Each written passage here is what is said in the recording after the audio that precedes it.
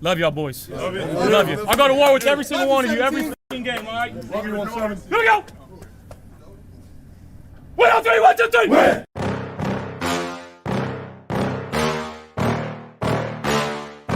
Yeah. Please tell me that I can't, that I won't, that I fail, that I'll never make it out, yeah. Please tell me all the bad, never good, fill my head full of every single doubt, yeah. Please say any negative thoughts, I pop off when I hear people say I cannot. I get off to the thought of proving everyone wrong, I won't stop to the top, so you better back off and get lost. I'ma stay loud, stay proud, never running out, never heading south. I'll be spreading out, call it word of mouth, can't put me down, I'll be getting loud. You can have your doubts, not what I'm about, have your fucking cloud. It be raining now, I keep making sound, go another round, bitch I'm legend bound, can't stop me now. You don't wanna fuck with me, a slow burn like a disease. Just tell me that I can and I'll show you things that you couldn't believe. Just tell me that I can. Just tell me that I can. Just tell me that I can. Just tell me that I can. It's showtime. Welcome to Friday Night Lights on Mafia Sports Report channel. I'm your host, Tommy, and next to me is my main man, Mr. Mikey, also known as the Apex Man. Happy Friday, Mr. Mikey. Happy Friday, all of Bill's Mafia out there. And Mikey, football is back. Football is back. Oh, I'm so excited. And I wake up tomorrow morning, and I get to watch the Bills. Yeah. Isn't that a beautiful thing? 10 a.m., 1 o'clock kickoff. A new game, like not like YouTube of last year, right? Games, like because we're so bored of no football. And we get to see Josh Allen. Yes, surprisingly, right? Like we talked about this last week, I believe, on Friday Night Lights, and we were like, we probably will maybe one drive, right? And he's doing they're playing a whole quarter, so that kind of tells me. By the way, I like it, but that kind of tells me that they're understanding that this is a pretty much a new core under Josh Allen, except for Khalil Shakir, obviously, and like Kincaid and Knox, but for the receivers, and they want to get that flow going a little bit early, that connection, that feel with the young guys, the new guys. So I don't mind it at all. Like I really don't. So how do you feel about it? I'll be surprised if they play an entire quarter. Okay. So it really depends. I think they're going to probably get a series or two. Okay. And then if that takes up the whole quarter, so be it. And then that's the end of them. But I have a feeling that if they go 2 series and Josh looks, halfway decent, he's going to come out. I think you're going to see Mitch with some of the starters too. I want to see Mitch with some of the starters. I don't want to always just see him with the backups. Let's get Josh 2 series and get Mitch in there for a series with the starters, and then get the starters out of there. Right. What did you say? It feels like football got here so fast. It feels like it got here really fast once camp opened. It was really slow during the off season. Right. Yeah. The off season is such a drag. But like once the draft ends, it's just like slow. It's grueling for sure. But once again, like I said, we've made it. This preseason, I know we say it a lot, and I do. I because I know if we go back to last year, I'm like, hey, this preseason's going to be exciting. But I am really looking forward to this preseason because of the young guys that we drafted that I'm excited for. I think I like this draft class. I'm more excited about than previous, obviously, except for the Josh Allen draft. But Keon Coleman, like everything in camp, he's looking so good, so sharp. I want to see that connection in preseason, at least early on. And then obviously the new guys, right? Like the Curtis Samuels, I'm even excited to see what Matt Collins does because he's looking good in camp. Shavers, let's see if he could take what he's doing at camp over into preseason, and we'll see what happens with him. But that's what I'm looking forward to. Yeah, me too. This feels a lot more like the 2020 season. Remember when we went into the 2020 season, we were real excited. We had just gotten Steph. It was the next year. Josh had done some, throw mapping, and you just felt like this, this excitement about the team. I feel like the last few years, I felt like, okay, we know what this team is. It's let's get through the season and see if they can get over the hump in the playoffs. Right. I feel like this year is a little bit different. We have so many young guys. I'm excited to see Dwayne Carter. I'm excited to see Javon Solomon. I'm excited to see Hardy. Those are all our draft guys. SVGP or Ray Davis. Ray Davis. Yeah. I'm excited to see what our offensive line looks like without Mitch Morris. Mm-hmm. How does Our Vaughn? safeties. I don't know if Vaughn's going to play. I don't know if Vaughn will play. But what does our safety room look like? Like everyone's talking about how great DeMar looked. DeMar looked good his first year, and then he had that issue. Are you? By the way, I know we're going to get to it later, but you got to be concerned. I'm absolutely concerned about the about the safety room. I'm concerned of 2 spots, and we'll get to them. I'm concerned about the safety room, and I'm concerned about our kicker. But I'm just saying, like it went up a notch, correct? Like I was already worried, but not worried, concerned. But after the injury to Bishop, 6 weeks out, and we haven't even seen Edwards practice since he got here. We signed him, and he's been hurt the entire time. I know, like it's troublesome, especially. No offense to DeMar Hamlin, I keep saying it when I'm doing my training camp videos. I'm like, look, I'm happy for the kid, and I'm happy for. I'm calling a kid. I'm happy for the guy, that he's actually, gotten this far. That he's come back. That he's showing out in camp. That he's earning that spot right now. But man, I just never saw him as a starting safety. I saw him as a good depth guy. When he did have to fill in, I thought he was a great fill-in. But he also got smoked. Yeah, against a dog. He looked bad at times too. So unless he really and you never know, he could have really this offseason really got with the coaches, really took it to the next level, and you're going to see a different, even better DeMar Hamlin. It's possible, and just like Bernard. We were talking about Bernard, and look what he did the year. Yep. It only took a year for him to step his game up, so it's possible. But I'm still concerned. I am too. And we'll get to the injuries. Let's hit Ono's. Noah's question. It says Ray Davis will be RB1 if Cook doesn't sharpen his hands. Here's the thing, guys. Ray Davis has been putting the ball on the turf this preseason or this training camp too. They both have. Not good. Davis isn't dropping the ball the way Cook is dropped in the pass game, but he's fumbled as many times as Cook's fumbled. Oh yeah. It's weird. It's not good. Not a good sign. I will say there's another running back that is actually doing good in camp, which is the guy that we had last year. I forget his name. God, help me out with his name. Evans. Yes, and he's actually playing. He's actually doing pretty good in camp. But once again, we got to slow our roll a little bit when it comes to training camp, and we got to see it, go over into preseason, and then we'll go from there and decide who we think's going to make the team. Because a lot of guys shine in camp, and they don't take it into the preseason or regular season, and that's where we were like, oh. Right. Hit and Roy's comment. If you can't do better than Hamlin, something's very wrong. I don't think Hamlin's going to be he may start week 1. Let's be honest. Hamlin will be a placeholder until either Edwards or Bishop is back healthy. Yeah, I can see ramped that. Up. I can see that. Unless he's out there making plays, though. Yeah. I'm with you.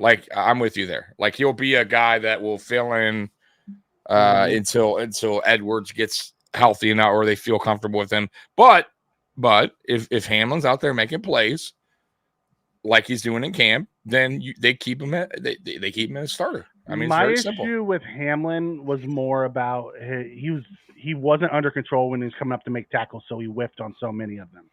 If he's cleaned that up, he makes plays, and he made plays when he started 2 years ago. But it's cleaning up the tackling. We can't have our last line defense whiffing because he's came out not playing under control. And not only that, too, we're thin now. Because if what's his name, Bishop's out 6 weeks, and then I know we got who we pick up, Kareem Jackson. Where did you correct? hear that? Because I've been listening to it was on Twitter. I saw it on okay. Everyone says he's still just week to week. Banged up Bill said it. Okay. Which because everyone's just saying he's still week to week. Yeah, I mean, unless he changes his mind. I mean, unless Chase Claypool. Chase Claypool was day to day, and he's been out multiple. Yeah, well, so on the injury to Bishop, he cracked something. Like I forget the term, the name of something on his shoulder, like whatever it's called, but it's like a crack. So that's why he's out 6 weeks. So it's something as serious enough. You'd think that the Bills would say something because they're just calling him week to week. I don't know. I mean, that's what I read. Yeah. So Yeah. Well, I mean, then if he's gonna be out 6 weeks, he'll go on IR. You know what I mean? Mm-hmm. In 53, and then he'll come back when he's ready. Edwards has been week to week with a hammy. We have a lot of these, and it always seems to happen. Rotator cuff? I'm not sure what it was. Yeah, no, it was something I'll see if I can pull it up, but something he cracked, some crack or something. Okay. Something. Jason comes in and says, "What about that tight end race? We can talk about that tight end race, Tommy." I believe I called it this offseason and said, "Don't sleep on Davidson." Yeah. He may push Morris for a roster spot. And Josh talked about him the other day and said, he's making Bean's job hard. Now, here's the thing. Morris is a special teamers. Davidson is not. So if they're tied, it's going to go to Morris, and Davidson's going to go to the practice squad. Mm-hmm. It's what they do.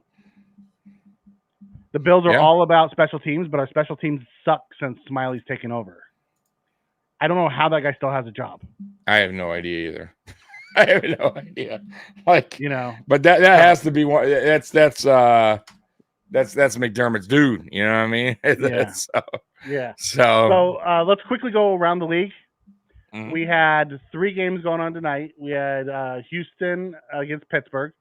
We saw C.J. Stroud, and we saw Justin Fields. Justin Fields actually looked pretty good. He moved them. They didn't score. I think they kicked a field goal, but he was moving the ball. I think he was like 5 for 6 when he came out.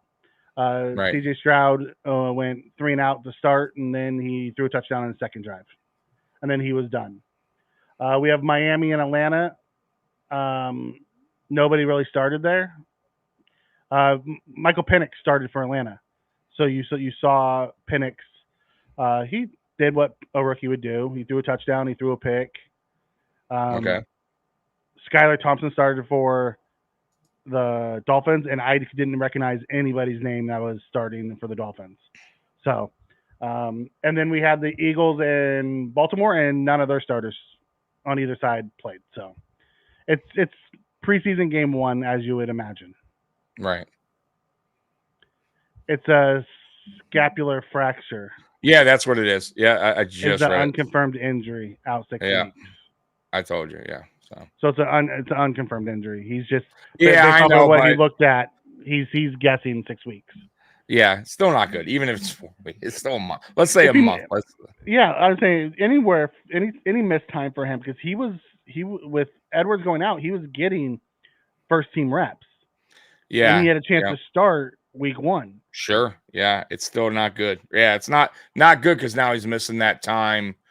That valuable time with the coaches too, and that's what all training camp is about, right? And also being with Taylor Rapp, and getting that chemistry down as well. But it is what it is, man. I mean, I didn't have high expectations for Bishop his first season anyway, so I think I kind of saw him more in the second season, work him way in like they did with Milano and a lot of these other guys. Exactly. So, but yeah, the Edwards thing is a little concerning. Him getting hurt so quick. Multiple injuries too. Started with his shoulder, now it's his hamstring. All right, and then we got 36-year-old who has issues, right? Who is actually not even on the first or second team right now. He's the third team. I mean, it's by the way, I think Jordan Simmons had a visit too. I think he's gonna wind up getting Justin signed. Simmons? Yeah, Justin Simmons, sorry. He winded up getting like a visit. I think it was a second one, they said. I forget what team, but I don't think he's gonna. I think he's some. He's not coming to Buffalo. We're not spending that kind of money. money. Wants money. He wants. Yeah. Top tier money. And he wants what he deserves. Yeah, I don't blame him. He's one of the best safeties in the NFL. So it is what it is. We're gonna have to deal with what we got, and hopefully, what we're hearing from DeMar transfers over into the regular season. That's as much as I can tell you. Yeah, I was excited to see Bishop too. I wasn't a big fan of the Bishop pick. I wanted a kid by the name of Franklin. Mm-hmm. But it is what it is. And now he's on my team, so I'm going to root for him. So let's get around the league. Broncos have basically narrowed down their starters to 2 people, and one of them is not Zach Wilson. They've lined up Stidham and Nix for preseason starts. That's wild, right? How bad is Zach Wilson playing? And that means how bad is he playing in camp for him to be a third on the depth chart? Right? That's so bad. That is so. He must be, or or he's just not. He's exactly what we all thought. He's just not a team guy. You know what I mean? He's a me guy. He's a selfish guy. Maybe the coaching staff is just not liking everything all combined. It is what it is. Right. But yeah, that's another first round pick, man, just going to waste. Wasting his career away. Mm-hmm. I mean, it is what it is. You can't win them all. You can't get all these picks right, man. But yeah, that's crazy. The Vikings and the Cowboys made a trade of cornerbacks. Andrew Booth, the corner that we wanted during the draft when they took Kaiir Elam, was traded to the Cowboys for cornerback right. Drew Lock got hurt last night. Did you see that? I did. And the crowd was loving it anyways. They wanted DeVito in there. Yeah. He's expected to miss time. Dak isn't practicing due to ankle soreness, so he still has that bad ankle thing. I'm gonna tell you, Dallas has issues, right? Did you hear what Jerry said about CeeDee Lamb? Oh, he said there's no urgency. CeeDee Lamb's not at camp. No, he's pissed.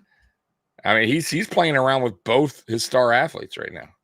Both and Micah. Micah is up for a contract too. It's weird because in the past, I know Jerry's a bit of a whatever. Sometimes he can be a little bit dick, but he's been known to pay his players. Guys. Yeah. Yeah. He's given a little hardball at times, but he's always come through.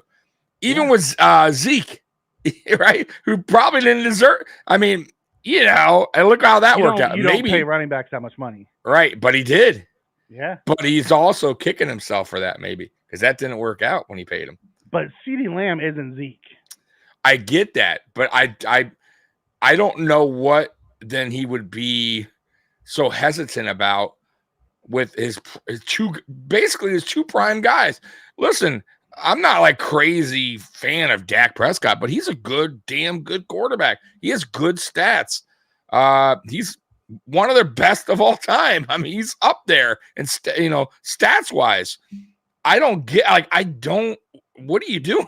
Right? It's not easy to always get a franchise quarterback. What's going on? Especially after you came out in the offseason, you said, we're going all in. And then you did nothing.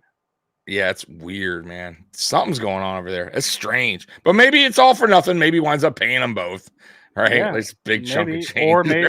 Or maybe, CD skips some time and then comes back when he has to come back. And then, and Dak plays on a new team next year. I'm glad we're not. Can't you just picture Dak putting on the Giants uniform to shove it up Jerry's ass?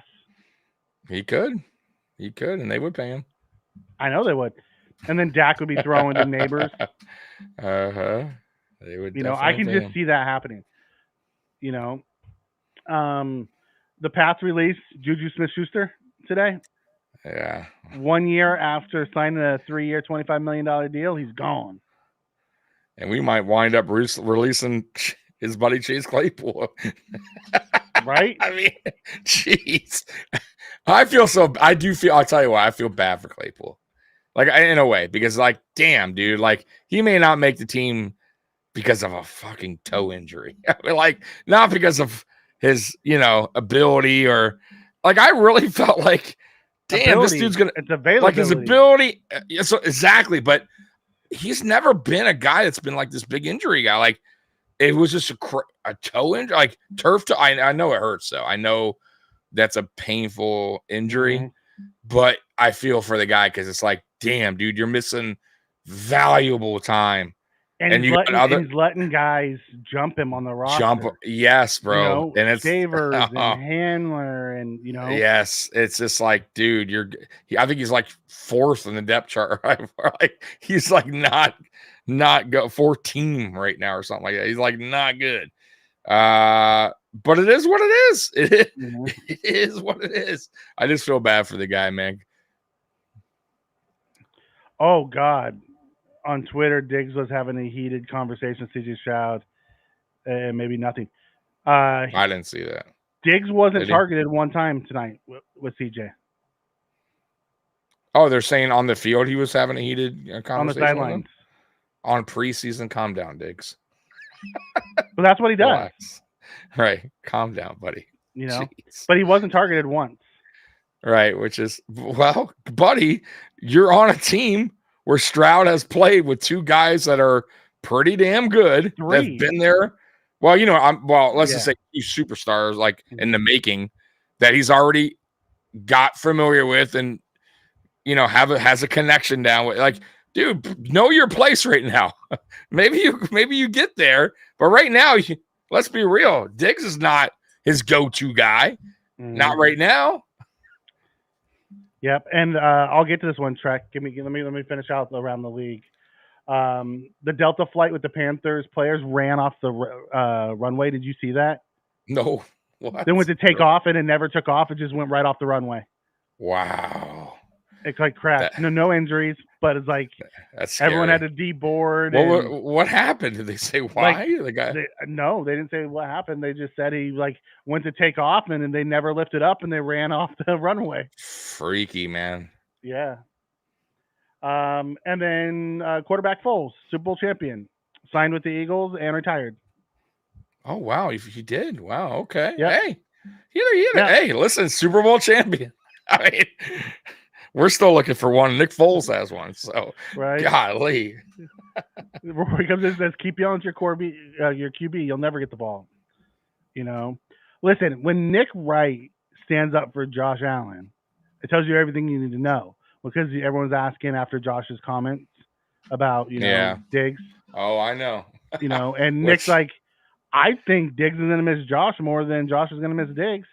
Diggs was getting 160 targets here. There's no way in hell he's coming close to that. No, I don't think so either. I don't think it's going to even be close. But has to get out. And, okay. And did you hear the following day Sean McDermott comments? Yep. I mean, Diggs catching strays, but I don't know if it was just Diggs and Davis catching strays about the unselfishness.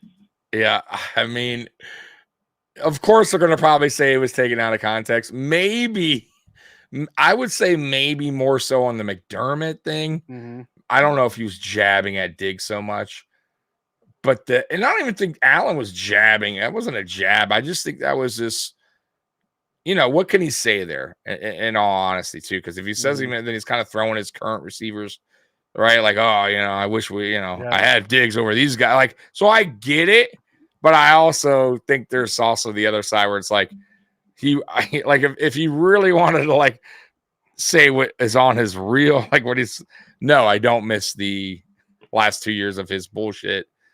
Right, off season. Right. McDermott talked about the vibes, And he was saying, and I know Allen also said I know I said it I've said it before, but this I really feel like this unit and this team's really got the family thing, right? It's different. You have guys running clear out routes for other guys. No one's expected to be the one everybody eats. Like it's a different version this year than it has been in the past. Everyone knew that Diggs and Davis were going to get the majority of the targets. Yeah. and Josh would force them in there at times. It seems like Josh is so much looser this year because he doesn't have to force it. Yeah. I also almost like 2020. Right, exactly. I can't wait to see it. I just hope it. Obviously for us, I hope it does work out for the way we envision it, where it's all spread around. Everyone, it's getting. You never know who's going to get the ball week to week. Like I love that mentality. Kincaid and Shakir are going to get a shit ton of it. Yeah, and then everyone else will get a little bit. I love them. I love the thinking of it. I just got to see it. You know what I mean? I think we all do to see. Okay. I mean, everything you've seen in camp says that's what's going to happen. Right, but once again, got to take it over. Got to see it on the field. Exactly. Yeah, when it counts. I won't even say that that's what's going to happen when during the preseason, because remember we watched that Green Bay game where he was doing all of that, and then the week one he crapped the bed, and that never worked. What happened to the motion? What happened to the short routes? What happened to the Jets? Like, what happened to all that stuff that we did in the preseason? But to be fair, Brady wasn't the offensive coordinator at the time. Touche. Okay, so let's see if Brady sticks with his philosophy when it really matters the most. The easy button throws. Yeah, and just exactly, and just letting everyone kind of be a part of the thing was last year. Look, and I said it a million times last year. I felt like Ken Dorsey, like everyone shit on Ken Dorsey, but I don't think he was a terrible offensive coordinator. I just think his main weakness, at least for me, was he didn't understand his player strengths and weaknesses. And that's why he relied so much only on Diggs and Davis. Because, listen, Sherfield wasn't that bad, dude. Hardy was not that bad. He just didn't understand how to use them the right way. And when Brady finally came in, it was too late to kind of, but you still saw glimpses of Sherfield and Hardy kind of starting to get a little bit involved as the season went on.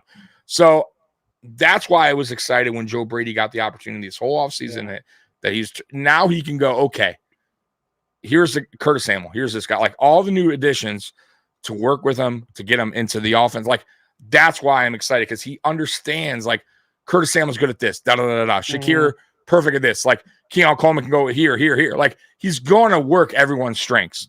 Yeah, I think Brady actually schemes and calls a game to where I felt like Dorsey was calling plays. Like, there was no continuity to setting things up or any of that. He just called that too. Yeah, 100%. And it was his first time. Brady had already done it and gotten fired. Yep.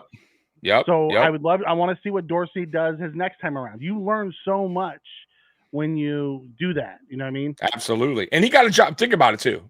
Got a job quick. Got a job damn quick. And that there's guys that get fired that don't even fucking work, like, or go back down to quarterback or whatever, or have to go back to college. Like Ken Dorsey, he's a smart dude. Like he is a smart guy. Head coaching interviews the year before that. Exactly. So let's see what he could do. And I'll always be like cool with him. Like I think he got a little bit too much heat on him, but I'm excited for the Joe Brady offense. I like the pieces that Bean had got for him to work with.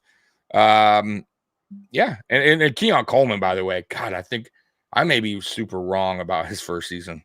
I gotta be honest with you.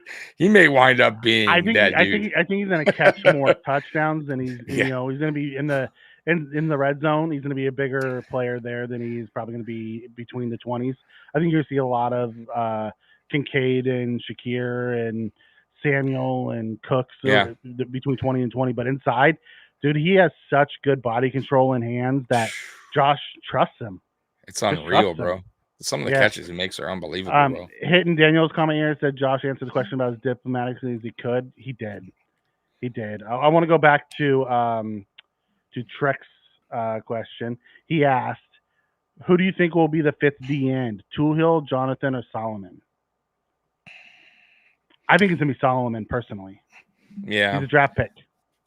Yeah, I'm with you there. They've all flashed. Yeah. And I don't think Tuhill's really part of it. I think it's going to be between Jonathan or Solomon. Yeah, I think Solomon gets it, though. Me too. Yep. Me too. He has such a high ceiling, and I think that's going to be the big thing. Now, I don't think you're going to see him much I think he's going to be a game day inactive most of the time, unless someone gets hurt. Yeah, I'm with you though. I'm with you on that one. Well, I will say this: depending on how he plays the preseason. Yeah, I mean, if he's making some plays and he's looking really sharp in preseason, in these 3 preseasons, because I think he's going to get reps in all of them. Like, because why not? He's not a first team starter. So if he's getting to the quarterback making plays, maybe not. Maybe you do see him active, because we still don't know yet with Vaughn, even though we've heard good about Vaughn, but we don't really have that go-to third down pass rusher guy to get to the quarterback, unless Vaughn is what they're saying he is in camp, or he has been, right? Like getting to the quarterback looking like the Vaughn of old. But we don't, like Gregory Rousseau, I think is going to have a better season, but still, we'll see, right? You know, AJ Epinesa, yes, I think he'll get the 7s, but we don't have like that guy that Vaughn, like we don't know Vaughn. Like, so if Solomon could be that dude, he'll be active. Why not? Why not? Yeah. You need a guy to get to the core, especially on those third down plays. We struggle with those. Yeah, I love to hear that Smoot is starting to round back into form after his Achilles, which is awesome to hear, because he was a really good player. He is a good player. Robert, this is a fantastic take. He thinks that McDermott was too busy with the defense and wasn't able to give the Dorsey the support he needed last year. That is a fantastic take. I don't disagree with that either, because Dorsey was, rather new to it. Yeah. And, that's a great take. And he absolutely was. Our practice squad is going to be picked at, just saying, it gets picked at every year. That's what happens when you draft really well. It's why I think it's going to be Solomon over Kinsley, because I think Solomon, I think someone would snatch him up. It's why I think Hardy might make the roster over one of those depth guys too, because every year we draft a late corner and then he ends up on someone else's roster. Yeah, and he's having a really good camp, bro. He is. He's having a good camp. Defensive, like on the defensive side of the ball too. Like he's starting to make a little noise where it's going to be a tough decision there. So happy anniversary, Mr. Fulton. Yeah, man. And you got a lot going on, Mr. Fulton, all the time. You get birthday. I know. Every week he's got something going on. Every week he's got something going on. Man, awesome. Yeah. Good for you, brother. Right. So, you want to jump into the position battles that we have? Oh, yeah. And by the way, real quick, I do want to say something, because I got a lot of not a lot, but I got a couple comments on Twitter, X, whatever, and I understand in a way, but everyone's saying to move on from it's time to move on. It's old news. I hate to tell you guys this. It's not going anywhere, at least for this season. It's going to be news all season long, especially when we go to play the Texans. Why? Because we have a lot of new guys on the team. We got rid of our number 1. It's going to be a story pretty much the whole season. Even if we wind up doing good without Diggs, it's still going to be a story because how we're doing good. If we're doing bad without Diggs, it's going to be a story because we got rid of, it's going to. So I'm just saying, we're not going to always bring it up, but you can't really, it's just going to be there. So get used to it because it ain't going anywhere, at least this season. So yeah. Anyways, so you wanted the depth chart or you wanted the other one? Yeah. Not only that, I want to start with not with the depth chart. I want to start with the. Got you. Let me bring that up with the Bills wire thing. But yep. It's the Bills beat reporters who keep asking him that won't let it die. So it's funny that you're getting the comments saying let it go, but you're just reporting on what was put out there. Exactly. It's our beat reporters that keep asking Josh that question about Diggs. I'll be fair though. I didn't hate the question. I'll be fair. I did. I didn't. I didn't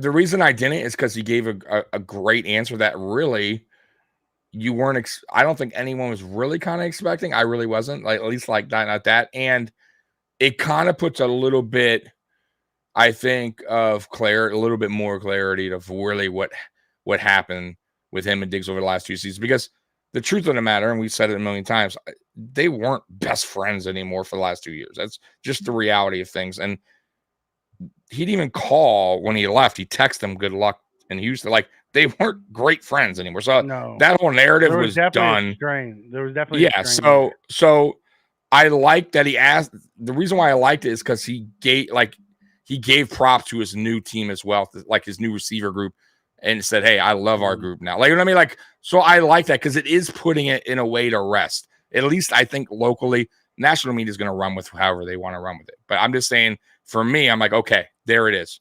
You know what I mean? Like I kind of knew it, but I'm glad like he expressed it a little bit in a way that where I'm like, okay, I can deal with that. You know what I mean? Like that's fair. Because Josh Allen's never gonna he didn't even throw Kelvin Benjamin under the bus when all that story came out about Kelvin Benjamin. Remember, not wanting to practice with him pregame and all that. He still was cool, right? He still didn't talk shit when they released Benjamin. So, and he's never going to do that with anyone. So that was about as close as he's going to get with saying something a little shade, which wasn't even shade. But I'm good with it. I didn't like it because I want them to. I felt like Josh was in a lose-lose situation there. But he answered it right. I think he answered the best he possibly could have answered. But I'm like, you're the beat reporter. Why are you setting your quarterback up? Yeah, exactly. Because like when I heard the question, I'm like, I got cringy. I'm like, man, just let this thing go. Let the guy enjoy being. You know what I mean? It's just. I get it. I get it. I guess some people care. I think I would like to not put him on the spot like that. No, I understand. But I don't mind some of those type of out of the box questions that some reporters are scared to ask. I get where you're going because yes, and not only that, like I just said it a couple minutes ago, it's going to be a never ending story for the rest of the season. It's just the way it works.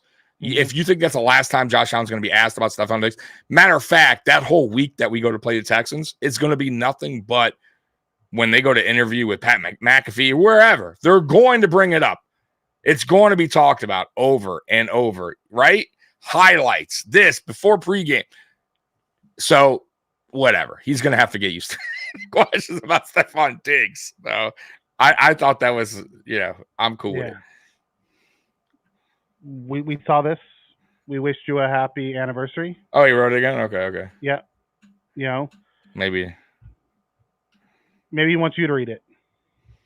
No, you're good. Mr. Fulton, congrats. That's a long time. I can't get past 2 years, so. Mine's 24 this year. Damn. In December. Catching up to Mr. Fulton. Yeah. Me and my wife will be married 24, together 26. All right. Yeah, our practice squad gets poached every year, so it's gonna happen. Let's hit those top 5 position battles, and then let's talk about our position battles that we want to see. Mm-hmm. Yep. Let me pull it up. All right. Let me scroll down here. Where is it? Man. Okay. Did you lose it? No, I got it. Okay. I got it. Okay, here we go.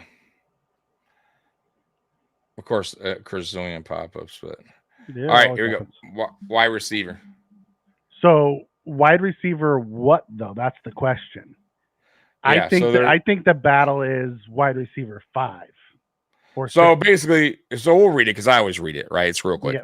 Yeah. Khalil Shakir is the only wide receiver that is returning from last year's team that saw playing time. This wideout position battle really expands from top to bottom. Top draft pick Keon Coleman and Curtis Samuel are likely to see time with the starting offense along with Shakir. Others could too. The likes of MVS and training camp darling Tyrell Shavers are a few dark horses to keep an eye on. See, I would put MVS. I'm not sure MVS is a dark horse. I think MVS is going to make this team. I really do. I do too, but I'm not thrilled about him. I think there's 5 wide receivers that are making this team, and it comes down to like who's going to be wide receiver 6. That's what it's really going to come down to. Is it going to be Shavers? Is it going to be KJ Handler? Is it going to be one of the other guys that sneaks in after a really good preseason? I also think they left some guys out, like you said, Hamler. KJ Handler's considered on our depth chart as our starting kick and punt returner. Yeah, they didn't mention Curtis Samuel either. But you know, look, I'm not sold on MVS at all, bro. He had one good day, maybe two good days at camp altogether. I'm just not sold on him, man. Like Josh loves him though. Yeah, I listen. He's gonna make the team because I think a couple of reasons. The guaranteed money one, which is not a big deal, but it kind of is. They don't want to lose money. And yeah, Josh likes him, of course. That's always gonna help. He has playoffs, but his hands are god awful. Like he's dropping passes in camp, Mikey, that no one's there. Like they're not nothing. Yeah, and he's dropping like easy, dude. Like I don't know. It is what it is, man. But I'm not a fan of MVS. Maybe he changes my mind when preseason hits and regular season. He's gonna hurt your heart. He's gonna hurt your heart all year. If history repeats itself, he's gonna be the same player that he's been on Green Bay and Kansas City, which is a guy that will have a game here and there. But other than that, he's comes up clutch in the playoffs. That's fine, I guess. Let's hope he comes clutch in the playoffs. But we need a guy throughout in both spots. He's always been clutch in the playoffs. Yeah. No, I agree. He struggles in the preseason and is super clutch in the playoffs. Yeah, I put it this way: he's like my least. He's my least player, like least favorite player to watch in preseason. Like he's on the very bottom of my list. Like guys, I'm going to be looking forward to. Playing this preseason, right? I honestly could care less. I'm more looking for like to Keon Coleman, Hamler, guys like that. This was a great call from Roy. He was hoping that we signed Donovan Peoples-Jones for half the cost of MVS, and I would have been good with that. Yeah. Because here's my take on MVS. MVS has problems with his hands, and he was dropping Mahomes balls who. Mahomes throws it really far and really hard, but he also has a really good touch. Yeah. Josh throws the ball really hard at times. Even his deep balls sometimes are just lasers, man. Yeah. And then are you going to be able to be reliable when it's terrible weather and like the ball's slick, like, and you can't even catch it in a hot day in Buffalo with no wind? Like, that's what I'm concerned about. You know what I mean? We already had. My whole thing about going into this season was like, what do we need to clean up? All right, we need to clean drop, right? Our drop percentage needs to get out of the top fucking 5 for once. And we need to get bigger at receiver. Okay, we got bigger receiver. We got better hand. We got a lot of guys that are really super reliable, except for MVS. Like he's the one guy that's like, you know what I mean? But we'll see where he lines up on the depth chart. He may not even really. And he may just be a specialty factor guy. On offense. Third and long, and we need to run someone deep. We just send him out there, run him deep. Exactly. So it's not the end of the like. I'm not going to be terribly. Yeah, I'm not going to be mad if he makes the team. We're talking about the back end of the roster receiver, right? Wide receiver 5, 6. But when it comes down to who's that 6th person going to be. So in your book today, who's that 6th person? But this is why, Mikey, I feel bad for the Claypool situation. Because I honestly believe Chase Claypool has way better hands. He's just as big. He's just as maybe not as fast, but he's damn fast. And I think he could have beaten out MVS, and they would have probably cut MVS. But unfortunately, it's not the case. So, what was your question? Who do I got beat? Who do I got? Who do you have as wide receiver 6? Well, so you got Shakir, Coleman, Samuel. I gotta look at the list. So it's Coleman, Samuel, Shakir, Hollins, MVS Matt to the 5. Yeah, so Matt Collins for sure is making this team. Yeah. So it's for 6, it's Shavers, it's Handler, it's Shorter, it's Isabella. Forget Shorter. He's already hurt. Okay, so scratch that one off. The guy I thought could possibly turn it around, he's not.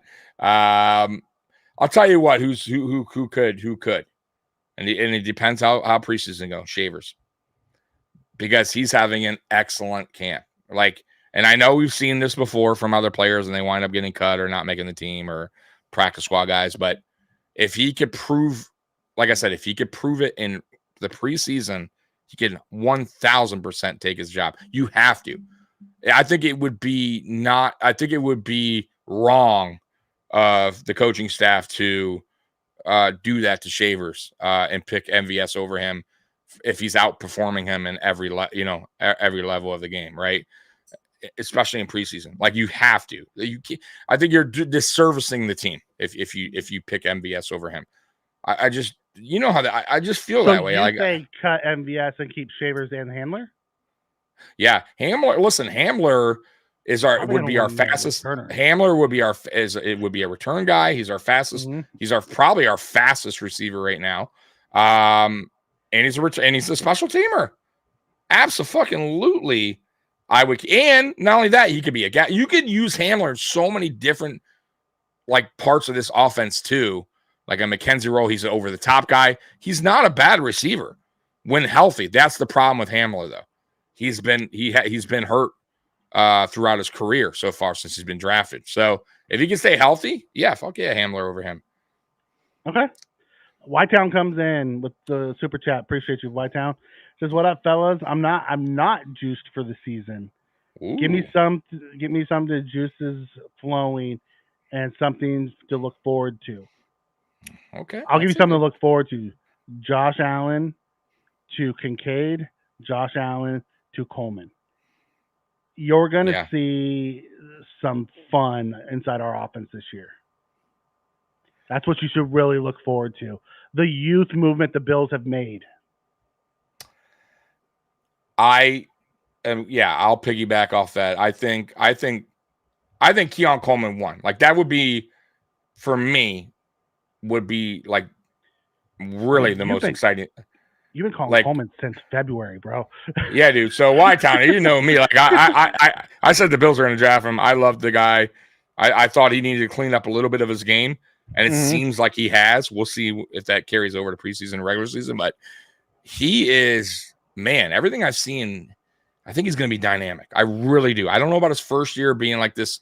Like, I don't think he's going to be a Jamar Chase out of his first year, but I think what I see early on, that connection between Josh and him, getting it so quick, being on the same page, is exciting. It really is, because they could not be. They could be on a totally different, and he could be dropping passes in the wrong area. It's not, not getting caught up with the offense. It's not the case at all. And then I would also say, of course, Kincaid, like you saw what he did last year. Another second year of Kincaid is going to be dynamic. And then I would say Shakir. And now if we're talking offense, and then if you want to flip it, Von Miller coming back, who's looked great in preseason. I mean, not preseason, in training camp so far. If we get that old Von back, or the first year Von back that we had when we first signed him, that's exciting, right? You got Solomon. You got some young guys Carter on this team. Carter. Austin Johnson is someone I'm super excited about. Yes, as a backup to Daquan. And then Kyer Elam, who's having an excellent camp.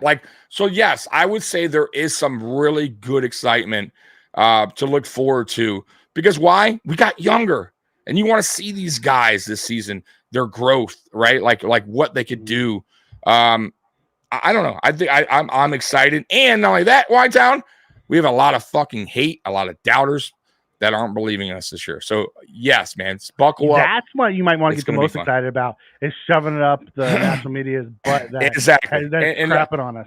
And all the fan bases. It's not just it's bro. I'm hearing it from all over. What are you going to do now? What are you going to do? No Diggs. Blah, blah, blah. You lost Poyer and Hyde and Diggs, and you guys aren't going to be nothing. Blah. So dude, trust me, buckle up. It's going to be a fun ride again. It's going to be, and come ride with us. We'll get you juiced every week. Every Friday night. We'll get you juiced.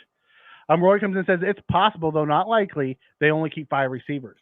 That is very true. But the only way I see them doing that is if Hardy wins the kick and punt return job, so then they won't have to keep a handler.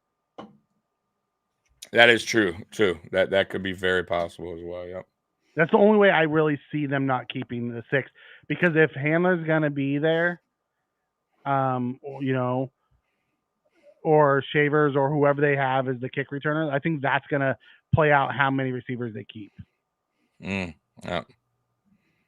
But would you have Hardy do both punt and kick return? Probably not. I'd probably have him do just punt return, and I'd probably have Ty Johnson do the kick return.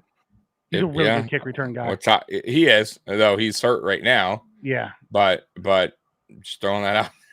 That's out there. I'm very intrigued about what Dalton Kincaid can be for Josh in this offense in his second year.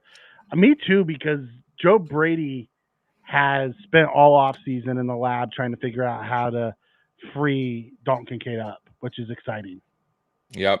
Oh, and that's another great thing. Y-Town. Joe Brady. You got a new offense coordinator. Calling new plays. A new offense. A new scheme. Like, dude, trust me. You should get excited. It's going to be a fun ride. It's going to be. And it all starts tomorrow. Absolutely. Now, I want to say this, though.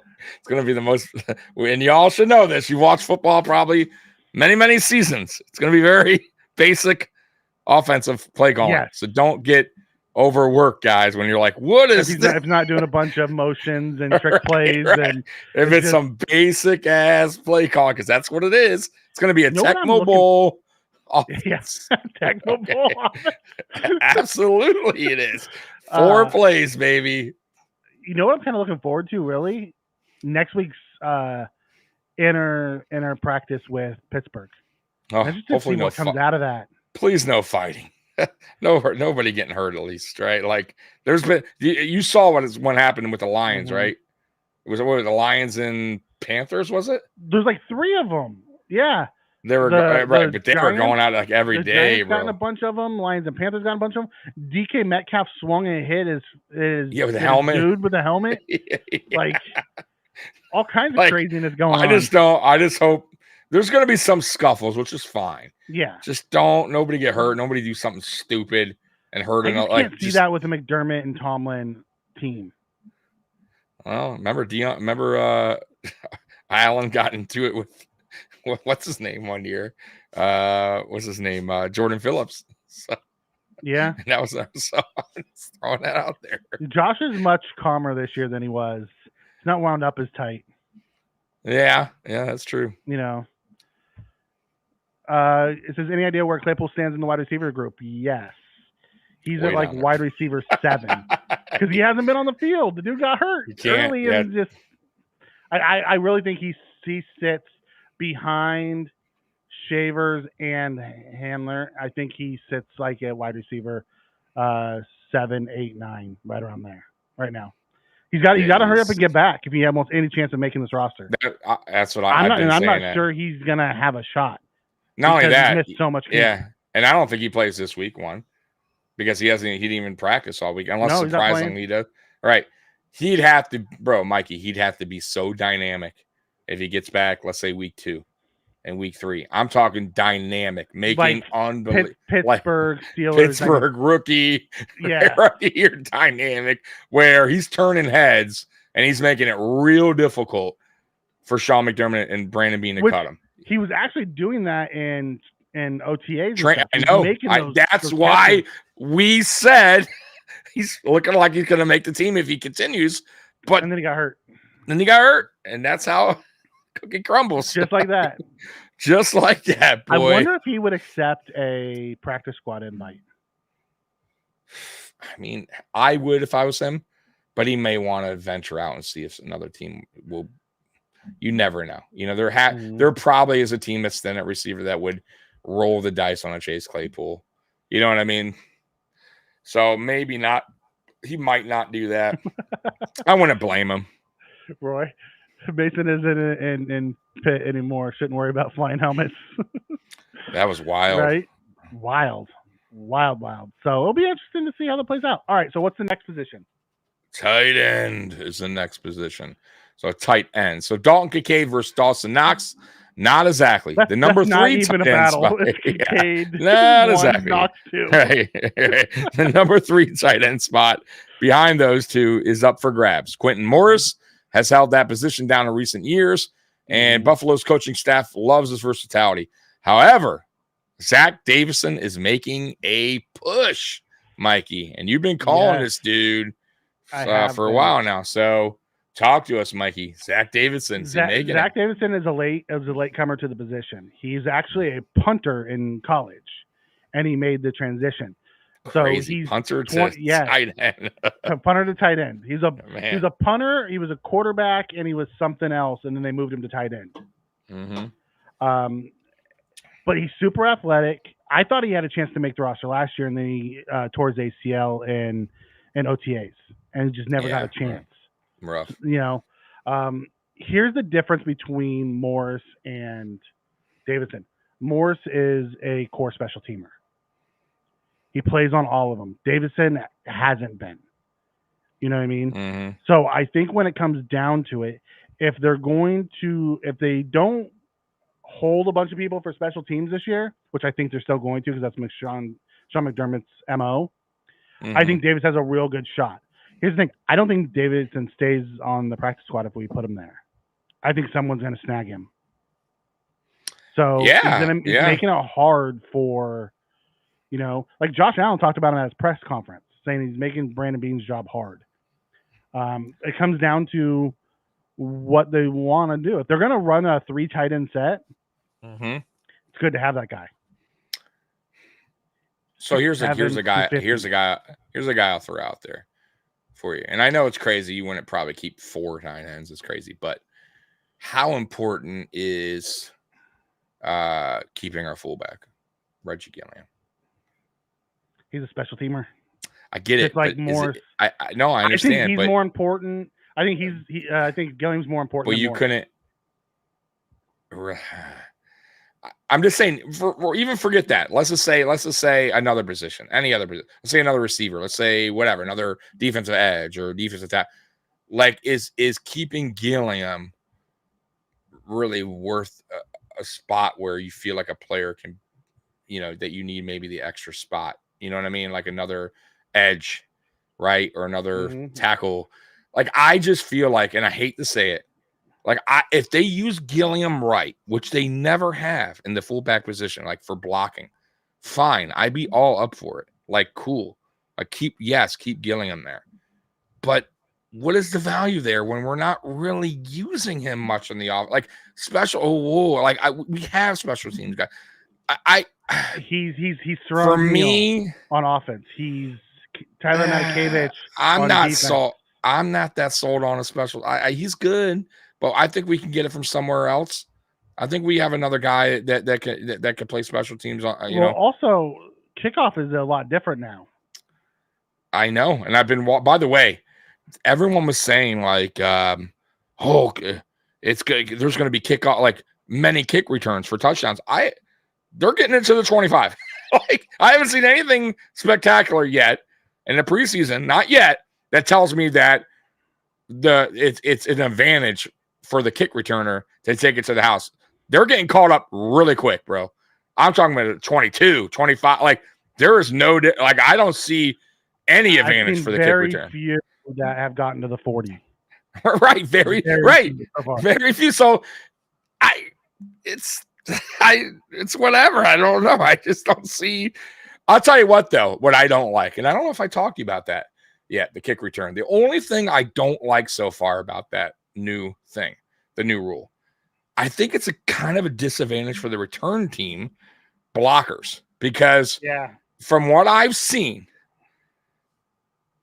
some of them, they have to look back. Some of them do by habit of just seeing when he's going to catch it, because in the XFL, Mikey, when the ball is caught by the receiving team, they blow the whistle to let them know it's in play. It's go. It's live. The NFL said, no, we don't want an extra whistle. Yep. So the defense, who's looking straight ahead, can see. Boom, he has the ball. They're going. They definitely have the jump over the team that's not looking. When the guy catches the ball, they're going on the defense moving, basically. But I saw a few times a guy look back and actually jump off sides and get a penalty because he's like, you know what I mean? So I think I like the new rule, but I feel like they should bring in a whistle or something to go, it's good. Yeah, it's live. They're expected to be like high school when the kick returner catches it and yells, go, go, go. Yeah. Like, that is not the way to do this in the pros. There's got to be a better solution to this. There has to be a better. That's what I'm saying. Like, it has to be fair for both sides, bro. One side can't see the returner catching. How do they know? Unless the only reason they know is because the defense is coming at them. Yep. So, like, I feel like to make it fair for both sides, you have to have a whistle. Pat McAfee talked about this too. Oh, good. I didn't know that, but good. After the Hall of Fame game, he's like, I don't like that. He's like, they need to fix that. They need to do something. Absolutely. And they're gonna tweak it. So yeah, I imagine after this week's set of games, they'll do some kind of tweaking. And did you watch any of the Dolphin game tonight? By the way, did you catch any of it? I watched a little bit. Did you see by the way, I don't like it, but did you see they're testing out the for the chain gang, so no chain gang, laser, whatever the hell, AI, whatever the hell. I do not like it. I don't like it one bit.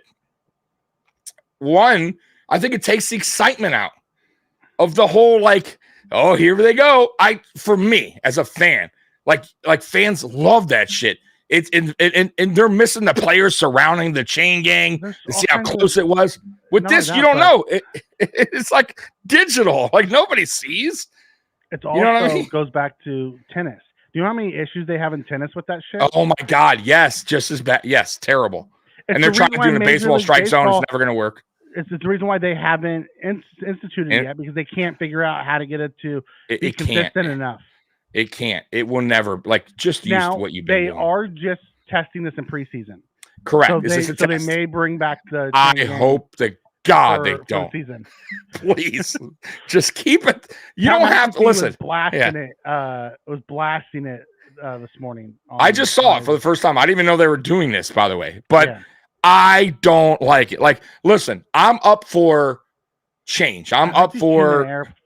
But my point is, I like technology. I understand, like, you got to go with the times. You got to, I get all that. But some things you don't have to always change. Like, you don't have to change that part of it. Why? Like, what is where you'll really see that type of thing really come into play is on the goal line stuff. Yeah. If there's electronic in the ball, it's going to tell you when it crosses the plane. But don't they have that on the, or no, that's, they have that, but they could put that in the, fine. I'm good with that. If you want to do the goal line, I get that. Because it's very important. If you want to use that tech for the goal line, because when, I'll be with it. Like, you see the guy reach out and they call touchdown. You're like, what? Like Allen, like Allen that year where he called it for us, but it was close. And they I get that. Like, I'm good with that. But not first, like, driving down every single. I don't like that. Just bring out the damn. You're going to see guys, if they do that, you're going to see guys that have the ball in the wrong hand, their feet crossed, but the ball's behind, that aren't going to get those first downs anymore. Yeah. It's just changed. Everything. A lot of that. Spin comes in and talks about Gillian and says, I think they view Gilliam's spot as crucial, or else his spot would have been gone to someone else when he had deeper rosters. I don't disagree. I really think that Sean McDermott loves him. He's a core special teamer, and they're keeping him as a special team ace. I don't think that he's not playing much on offense. No, he's not. And it's why I don't think they're going to keep 4 tight ends anyways. No, I don't think they're going to keep. I was just, the only reason I was bringing up Gilliam is I just don't. I think he could be used better on the offensive side of things, but they don't. And then and that's why I'm saying, then really, other than special teams, is he worth an extra spot that we could use on, let's say, an extra edge or tackle or whatever? Like, I guess that's where I was going. But you're right. Like McDermott loves that dude, and he loves special team guys. So that's why I think Morrison's going to win it over Davidson. It's why I think Cam Lewis is going to make the roster, even if we have to carry extra safeties, because those are special teams guys. Yep. If they keep 4 tight ends, they only keep 5 receivers. Absolutely, spend. That's the only way they're going to keep 4 tight ends, is if they're only keeping 5 receivers. There's no way they're going to have 6. There's no way they're going to put 10 in those 2 positions. No. Or they get rid of the fullback, Gilliam, and they just say, okay, we're going to keep all these guys, and Morris becomes that Gilliam guy. Yep. That's the only way I see it happen. Ready for the next? All right. Corner. Here we go. Similar to receiver, the cornerback room will have position battles up and down the depth chart. But at cornerback, we have a top 3 doing battle. Former first-round Kyer Elam is pushing Rasul Douglas and Christian Benford for playing time. Douglas and Benford were listed as the starters on the Bills' first depth chart, but a rotation seems more likely to happen against the Bears. Ooh. So what do you think? I don't disagree with that. I think Benford and Douglas are pretty solidified as the starters right now. I do think you're going to see Elam worked in during the season because they're going to want to keep him ready. Because listen, I love Benford, but he gets hurt every year. Yeah, every year. So, it's the reason why Dane Jackson played so much. It's like Bale Inspector. Yeah, he gets hurt every year. He's fantastic when he plays, but he gets hurt every year. So I do agree. I think you're going to see more rotation with Benford and Elam like you did their rookie years, to where it's like 2 for Benford, 1 for Elam type of thing. I can see that playing out because I do think they want to keep Elam playing. He's the new coaching staff that they brought in for him has done wonders to unlock his game. Yes, he's a U guy. I know.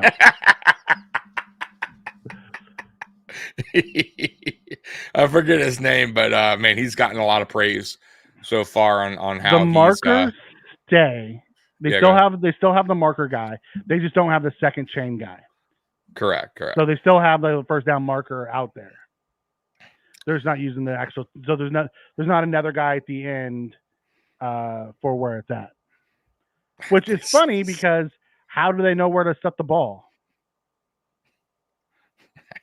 They always look over, but that's that. I don't know if they're doing. The refs are just gonna be moving it all over the place, I guess. All right, let's get to the next one, Mikey. All right, safety. Here we go. There he is. While position battle suggests there will be more than one player to watch, we'll only have one to keep an eye on against the Bears, Damar Hamlin. Due to injury, second-round rookie Cole Bishop's shoulder and Mike Edwards' hamstring won't play.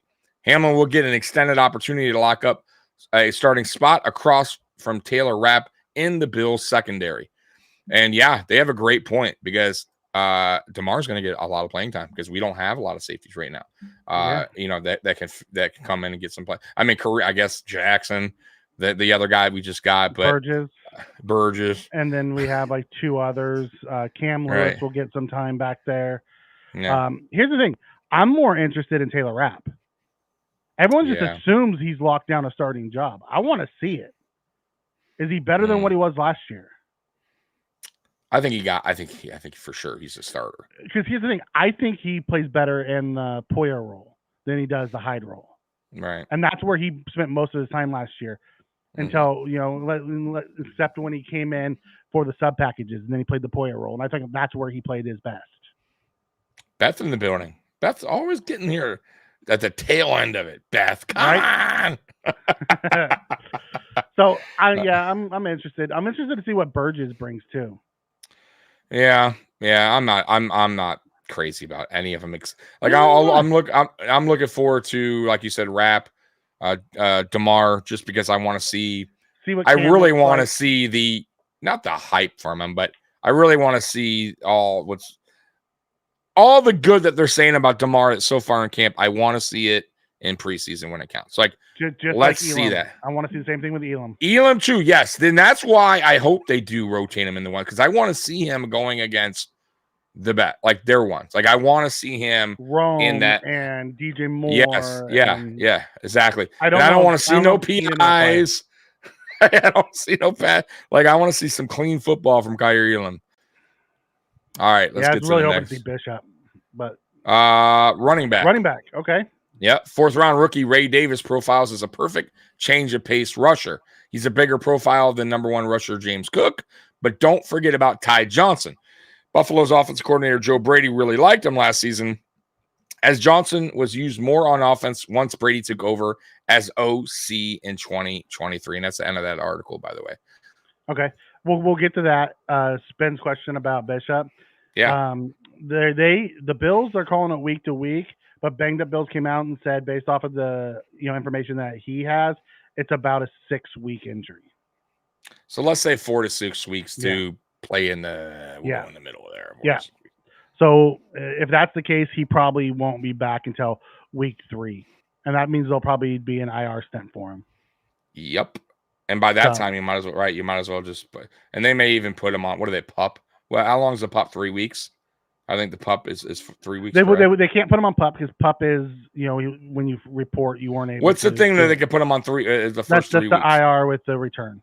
Then they'll probably put him on that then. Yeah. If I had to guess, if they feel like he's going to be out that one, and then this way you can also, I think you can bring up a guy. You can have an extra guy up, right? I think there's some kind of stipulation with that when you put a guy on IR. I think. Yeah. Yep. I could be wrong. Because he goes on IR and then you bring up a guy. Yeah. So it opens up a roster spot. Now getting back to the running back spot, I don't think that's really a position battle. I think we already know who we have. Oh, we just got a member, man. Nice. Where are we at? Right here. Yeah. Kat, thank you so much. I appreciate that, man. Welcome aboard to the Mafia Sports Report. Right. Talk about the running backs. I think we already have the 3 locked in. Like, I don't see Evans unless Ty Johnson's injury pushes into the season. I don't think Evans will even make our practice squad. I think he's going to want to go out and try to find a better situation. So I think Frank Gore is going to be our practice squad running back. Evans has been playing really good in camp, though. I'm interested. That's another player I'm kind of interested to see in preseason. If he can carry it over into the preseason. But I told you about Ray Davis. The only thing that's right now it's kind of messing him up is the fumbling. But James Cook is fumbling too. So not a good sign. Not something I want to hear. And hopefully we don't see any fumbles in preseason from either one of those guys. I know things happen, but I want to see a clean game from those two because I think Ray Davis, from everything I've seen other than the fumbling, is exactly what I thought he'd be. He's not super quick guy, but he's a banger. He's explosive. He can pick up big chunks of yard. He can run between the tackles better than James Cook. He's a good pass catcher. Like he's everything. They say he's a great blitz pickup too. Yes, exactly, which James Cook is not. That's why I was saying earlier on, like a couple months ago or a month, whatever, that I felt like Ray Davis is going to take a decent amount of snaps away from James Cook because he has things that James Cook just is not good at, which is pass blocking, running between the tackles, goal line situations, short yard situations, and he still can pass catch out the backfield. So it's not like he can't do that either. Like he's a well-rounded running back, but the problem is if he's fumbling, you know how McDermott is. He's going to put him on the back. You're going to use more Ty than you will Ray. He'll put him on the bench real quick. He was never a fumbler in college. It's the oddest thing. His entire career. Right. That's why I'm a little surprised that he's having this issue in camp. But we'll see. Maybe he fixed it. He's only fumbled twice. No, I know, but I'm just saying. Yeah. I'm not sure I want to call it a problem. He's only done. Well, no, he fumbled a couple times in camp, and then he also fumbled in the blue and red. That's right. He had a 60-yard run, got caught up in Bedford. It's not good. That's not what you want to hear, especially after a 60-yard run. Right. Right? Like, can you imagine watching a game, Ray Davis, we're like 60 yards and fucking fumbles. We'd be like, no. Right. All right. So you want to throw up the depth chart? I got it. The unofficial depth chart, the first one that came out, which there was some surprises on there for me. Yep. Let's see here. There we go. Everyone can read it.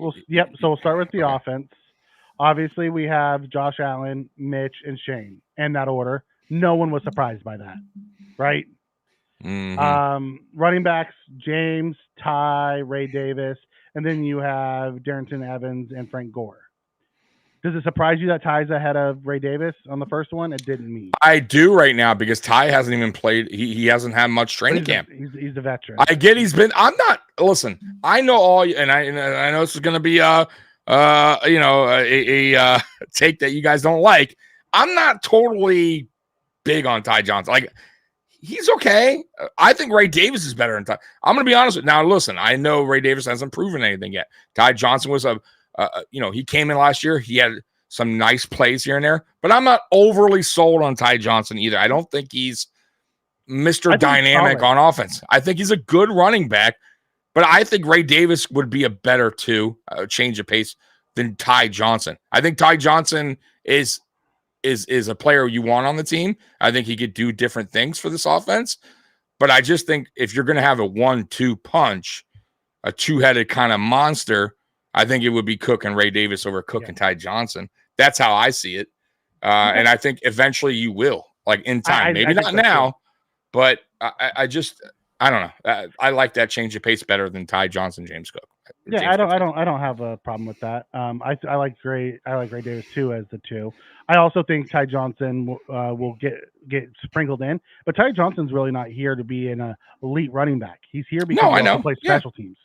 Absolutely, yeah, absolutely. And he's not a bad running back. I'm just saying, like, I'm not overly sold. RB3. Exactly, RB3. Thank you. That's all my point is. He's not like I'm not sold on him as a 2. That's all I'm saying. It just didn't surprise me that they put him 2 as he's the veteran returning. They're doing that now because he's the guy from last. You kind of got to earn it. It's almost like Ray. You got to earn it, right? Because Ty was here last year and Ty made. You know what I mean? That's pretty much what that's about. I think Ray will be your number 2 when this season starts, in my opinion. But we'll see. Me too. Wide receivers, first team wide receivers, we have Mac, Khalil, and Curtis Samuel. Does that surprise you? Let me look at that. Where you at again? So the wide receivers in the first team, they have 3 wide receivers. They have Mac Hollins, Khalil, and Curtis Samuel. So they have Mac is the X. And Curtis and Samuel, or Shakir. Shakir is in the slot. Samuel's on the outside as a Z. Does that surprise you? No, because I think Matt Collins has had a pretty good camp so far. I think that could change, though. I think it's going to change. I think it's going to change before camp, and I think Keon's going to start. Absolutely. I just once again, though, this goes back to Ray Davis, right? It's kind of like you got to kind of earn it, right? Like Matt Collins been, he's a vet. You got to kind of take that from him, and he will. He 100% will. But right now, I'm not surprised because of that factor. You know what I mean? And I think it's more of a.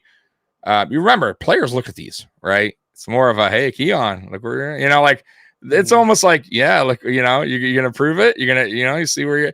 So it's almost like a motivator for these guys to go, oh shit, they're not just gonna give it to me, huh? All right, I'm gonna show my worth. I doubt any of them even give a shit about this one. But some may look at it. Like I think some of the guys I think it's these guys over here that are looking at it. Like the Claypools might mind, he might think he's better than Shaver. He's done more in the league. I'm just saying, but I get what you're saying. But still, Keon Coleman's young. He understands he has to earn it. Like Justin Shorter's above Claypool right now. Because I don't even know how they're both fucking banged up and haven't done anything. Because Shorter was in a few extra practices. That Claypool wasn't. True. But okay, so our second team is Coleman, Handler, and MVS. Mm-hmm. And then our third team is Shavers, Isabella, and Shorter.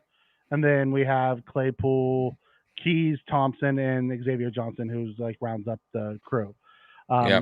Honestly, I think Hollins, Shakir, Samuel, Coleman, and MVS are locks. And then I think it's between Handler, Shavers, and Claypool. That's gonna, if he ever gets back. Is who's going to be fighting for that last spot. Yeah. I don't think MVS should be a lock, but he is. I don't agree. I know you don't believe that. Yeah. And then tight ends, Kincaid, Knox, Morris, Davidson, and McKitty. I think this is exactly how it's going to probably end. As much as I would love to see Davis's tight end 3, Morris has that versatility on special teams that McDermott loves.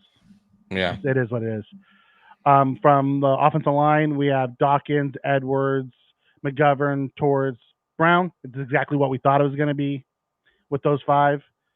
The backups are Vandermark at left, Lel Collins at left guard, Will Clapp as the center 2, Alec Anderson is the right guard 2, and then Richard Garage is the right tackle 2. Mm-hmm. The surprising thing is Alec Anderson has been the center 2 this whole time. I know. Will Clapp hasn't even taken snaps at center, so I'm surprised to see him there. Yeah. I don't think, by the way, Collins has been not looking great in camp. He's been very flat-footed. They say he looks better at guard than he does tackle. Yeah, they're just saying so if he makes the team, he's going to just be a guard. He's kind of showing his age a little. We're showing the injuries. We're showing the injuries. Exactly. Injuries and age too, but catching up to him. But yeah, it is what it is. But we'll see. I am surprised on SVP though. Like, I'm surprised they're not giving him more of an opportunity. Something's up with that. I don't understand. Well, when Alex that unless they're really like, gonna just I don't know. Maybe Cromer needs more work with him. Maybe because when Alec Anderson went to the hospital for dehydration, the next day SVPG was the second team center. It wasn't even Will Clapp. So it kind of tells you Will Clapp. I think Will Clapp is fighting for a spot. I'm not sure he makes this roster. He's on the bubble for sure. Yeah, like I'm looking 100%. Here, we have our starting 5. I see Vandermark is going to be our swing tackle. Alec Anderson's going to be our interior guy. And then I think SVPG is going to be the guy that's there due to the draft. And then it's going to come down to Collins or Garage as the guy is that last guy on the roster. Who's it going to be? Yeah. And I think it's going to be Collins to start, with Garage going to the practice squad where they can call him up if they need a tackle. Yep. Garage has been playing pretty good too, by the way, in camp. He's had a good camp. Yeah, he has. The real surprise is you have AJ Epinesa over Von Miller. I know. I don't think that lasts. I think for as good as Von has looked so far in camp, as they say, mind you, I'm not there. We're not there to hear it. We're just going on what reporters are saying and what players are saying. I mean, Deion Dawkins has said he's looking like the Von of old. I don't think that stays put. However, maybe they do more of a rotation thing, and maybe Epinesa does wind up being a start, and Von's understanding with the age and coming back from the ACL, like maybe he's cool with that. Maybe that works better for him. So we'll see. Maybe that does work out that way, but we'll find out. I gotta see. We don't know how AJ will be as a starter yet either, right? Like full, like, you know what I mean? So that could be more of a rotation thing than anything, throughout the whole season. I wouldn't count out Smoot either as a possible starter on the other side of Russo either. Smoot's been having a good camp, by the way. He's having a real good camp. He's starting to look like the old Smoot. Yep.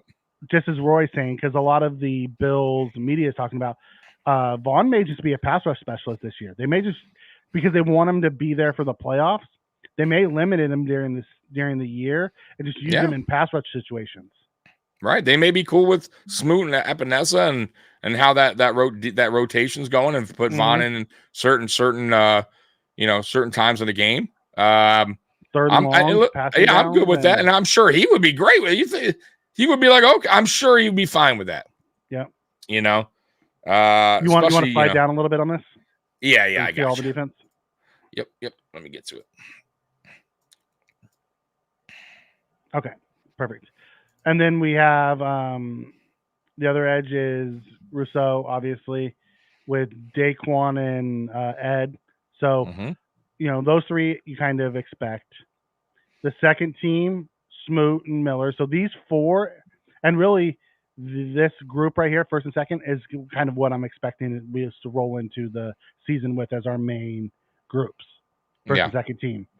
Then it comes down to like, okay, do you keep 5 defensive tackles and bring Deshaun Williams in, or do you keep 5 edges and have it be between Kinsley Jonathan, who's above Solomon right now, or Casey Toohill? So those 3 currently are fighting for that last spot. I think they would try to get Deshaun on their practice squad and keep one of these three. Right. Because they can always kick Smoot inside. They could kick Rousseau inside. So if they needed an extra D tackle. Yep. Javon Solomon will be second by the end of preseason. He can bend around those corners. And they're saying that he's winning more and more as camp has gone on.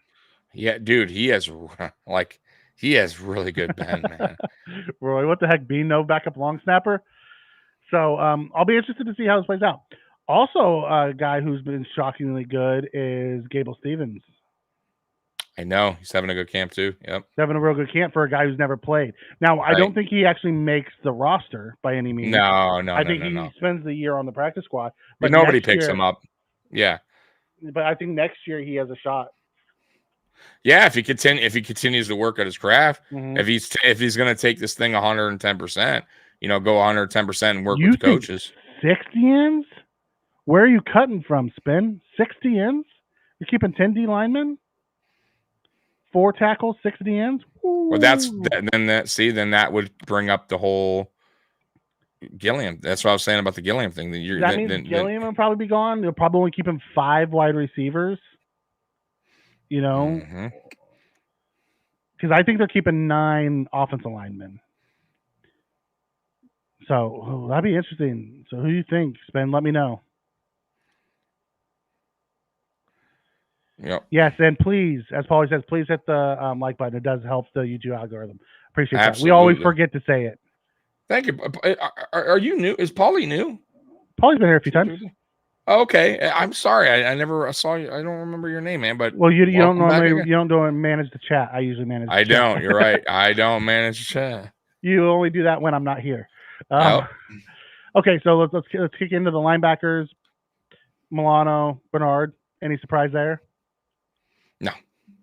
What about Dorian and Moreau as the next two?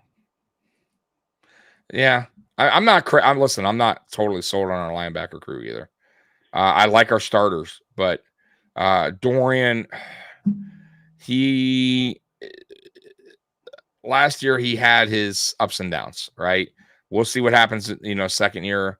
And the other guys, he's not the guy we got, Morrow from Eagles. He's not great at. He's like basically who's the guy we had last year that didn't like. He's like a 2.0 of him. Yeah. God, I just went blank on his name. Right. I know who you're talking about though. The linebacker we had last year, guys. He's in Seattle now. He's got a starting gig. Yeah, I can't believe I'm brought up like you. But yeah, like he's him all over. So I think the depth at the linebacker is still a little thin, to my liking, because you got guys like Spector, who I don't trust at all, because I like him. He's a high motor guy, but he can't stay healthy. And Morrow is, he's not good at pass defense, right? And then same thing with Dorian. He's not good at pass defense. He's a hard hitter, solid, good against the run, but yet he's not good against the pass. So we have 3 guys. We have 2 guys on the bench there, depth, that aren't good against the pass, and then you got a guy that can't stay healthy. So if one of our linebackers go down, we're right back to where we were last year. Well, I think we have a better depth. Love what we've seen from the rookie. We got a young. Yes, I'll go with that. Ed Hughes looked good. Joe Anderson, the undrafted free agent at Buffalo's, looked good. Deion Jones looked good. Yeah, but are they going to be on this group a whole lot better than I like last year's group? I'm with you there, but it's still still nothing to write home about. It's just, right. Last year's group consisted of a lot of guys that I wasn't crazy about. Yeah, right. But we also kept a linebacker like Matakevich, who's only a special teams guy. Matakevich, you're not going to see that this year. No, you're right. Yeah, I'm listen. I agree with you. We're younger, but I'm just still not like. I'm not like totally like oh man, we're good at linebacker. Like, let's just knock on wood.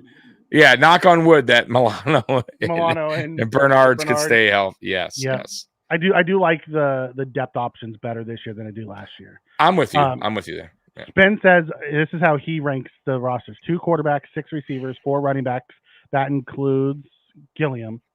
3 tight ends, 9 O-lines, 3 special teams, 10 DNs, 6 linebackers, only 4 safeties. So who's not making the team at safety? Because you have Hamlin, you have Bishop, you have Edwards, you have Rapp, and you have Cam Lewis. So that's 5. They're not letting Cam go. So unless the Bishop goes to IR, and that's how you only keep 4 safeties, okay. But I think they're keeping 5 safeties. Unless they don't keep Hardy, and they use Cam as one of the 6 cornerbacks. Yep. The numbers are going to be very weird this year. Cut day is going to be interesting, man. It's going to be super interesting. It really will. It is every year. You know what I mean? It really will be.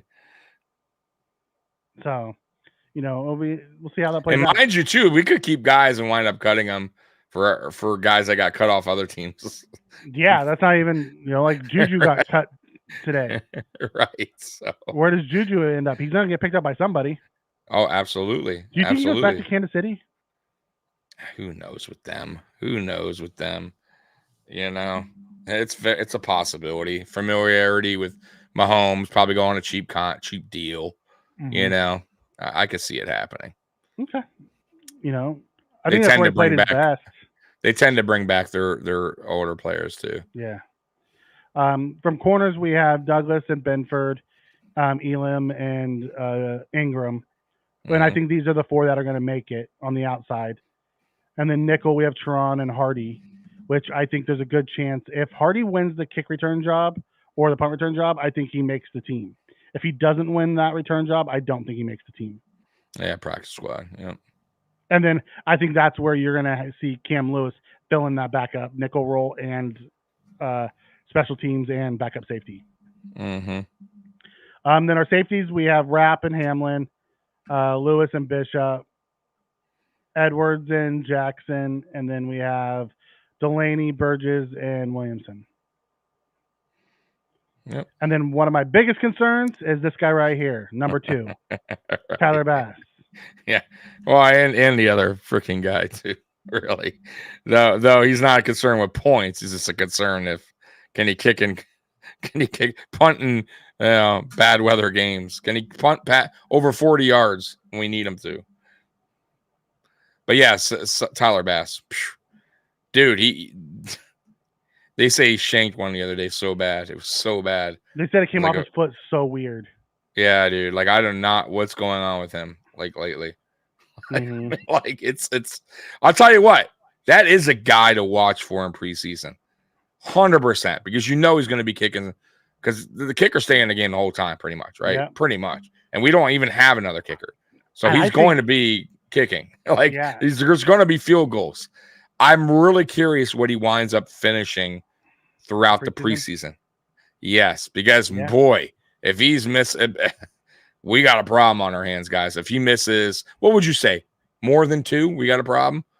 Well, it depends on how many he's kicking. Because he on his career, he's averaging 88% or 86% or something like that. Yeah, which is so he's always missing. He's always missed. Right, it's not unbelievable. The thing is he always missed the super long ones. He wasn't missing those super short ones. Last year, he started missing some of the shorter ones. Like if it was inside 50, I thought it was good. It wasn't just shanking them. He was kicking them low and getting them blocked. Blocked too. Yeah, right. Block, kicking them to.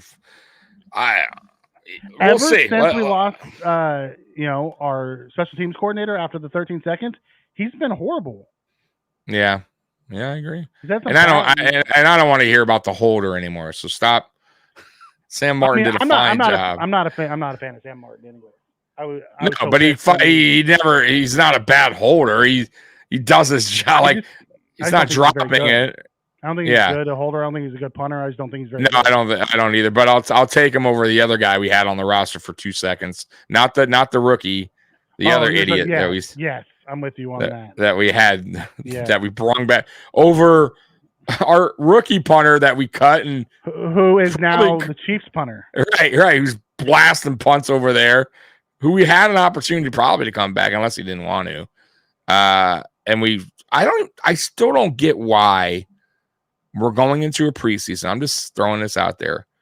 Fine, you got rid of the rookie punter, but why not at least bring in another guy just to fucking compete with him? Just to really, we need all these different guys. Like maybe there's that you know many what I mean? that they need that many to get through games. That's why. I guess, but I mean, why not why not bring another punter in to compete in preseason just to see? Like the kicker, forget about it. Tyler Bass, our kicker this year. That's not going to change. I don't care how terrible he is. We did bring in another punter. The problem was we cut the punter because we had too many injuries at safety. No, I get it, but why right, but you can't cut one of these guys and bring it back to the preseason. They felt that they needed the player versus the punter. Yeah, I guess. I think I don't it's a get mistake. it. But then let's get down. So Bass, Martin, obviously is there. They're the only two guys in the room. Reed Ferguson. But then punt returner, it's Handler, Isabella, Hardy. Kick returner is Handler, Hardy, Ty Johnson.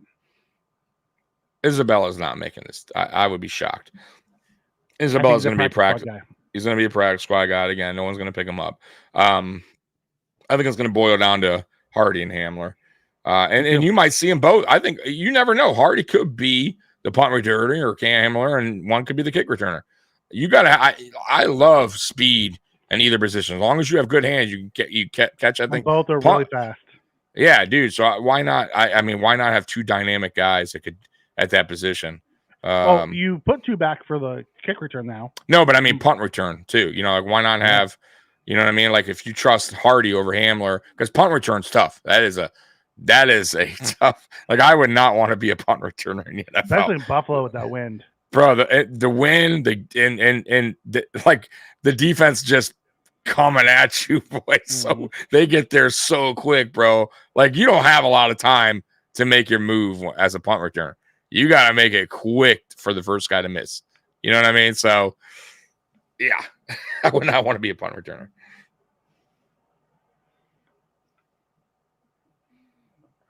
So when we're looking at this, I could see that. Also, what if it's Hardy who wins the cornerback job and it's Ingram who doesn't? Because Hardy can play inside or outside. Correct. They were talking about him. The reporters were talking about him saying that he's actually flashed as an outside guy. Yeah, no, he's actually looking really good in camp on defense, Hardy. So that's why I said this preseason is going to tell a lot, man. And these guys are going to be battling for these. I think it's a close race in a lot of these positions, man. She dog writing with a brush, writing number 1 on a piece of paper. I don't know what that means, but okay. Yeah, thanks for the $5. We appreciate that. The game's at 1:00 tomorrow on CBS, right? NFL Network, I think. I think it's on CBS too. Maybe, but I thought it was NFL Network game because I think NFL Network playing too. Okay. Yeah, so like in Buffalo, it's on CBS. Everywhere else, I think it's on NFL Network. Oh, okay. So if you're in Buffalo, there you go. If you're outside of Buffalo, NFL Network, I believe, is carrying the game. It's Catalana, Matty Glab, and Steve Tasker on the call. Okay, I thought Chris Brown was doing them. It was the call. He does the radio. Oh, that's right, the radio. Duh, he took over. Him and Eric Wood. He took over for Murph. Murph retired. Yeah. Forgot about that. Yeah, yep. I'm glad Josh is playing too, because actually this is gonna be one of the better games to watch because you have both the starters for the Bears and the Bills playing. Right, and Caleb Williams is going against the first team defense. Like that's pretty cool if you're a Bears fan. Also, it's cool if Josh obviously you're a Buffalo fan. Tremaine. Yeah. So there's a lot. We're gonna welcome back Tremaine. We're gonna welcome back their starting center, who was Ryan Bates. Oh, that's right.